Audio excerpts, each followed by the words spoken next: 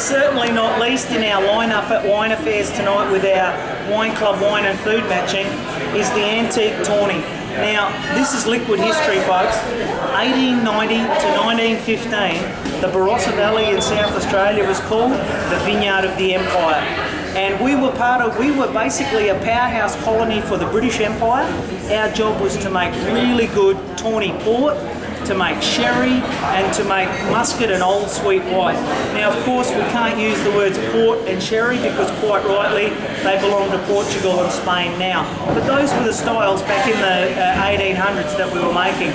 So every family winery at the time would have its own distillery because you had to make brandy spirit for fortifying these Tawnies, and you had to make neutral spirit for fortifying sherry.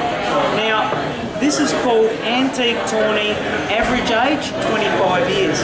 That's because we take the wine, we let it ferment a little bit, we get the grapes super duper ripe till they're nearly falling off the bunches. We ferment it a little bit and then we stop the ferment by adding spirit.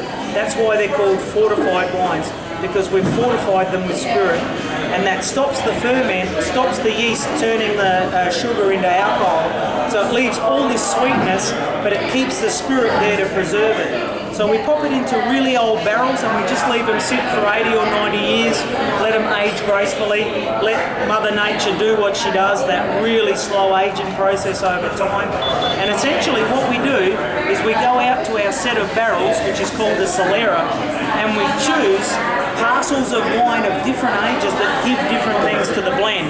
So the first thing we smell is raisins, and that's 5-year-old material, and there's a little bit of muscadel there that's lifting the raisin off. And then behind it, there's toffee and a little bit of maple syrup, and that toffee and maple syrup is 10-year-old wine. And then behind that is dried fruit like figs and peaches, and that's kind of 15-year-old, but there's creeping in some caramel and a little bit of coffee. And that's what's called rancio. And that's what happens when it's been in the barrel for 10 or 20 years. It kind of dries out and starts to concentrate. A lot of the evaporation occurs where the spirit kind of evaporates off. They call that the angel share because they want to drink something too. And then it kind of concentrates down and becomes this sticky, beautiful, sweet stuff. And that's about 25, 30-year-old. So when we taste it, it should follow raisins, maple syrup, honey, caramel, dried fruit, figs, and then just when you think it's going to be a little bit too sweet, in pops the brandy spirit, dries it all off like walnuts, and let's just see if my theory is correct. Beautiful. It just melds together, and right at the tail end, it's sweet, it's sticky, and then bang, the brandy spirit dries it off and finishes it up. Ties it off in a beautiful walnut lace bow. And this, folks, is liquid history. You just can't find this sort of thing in any old barrel anywhere.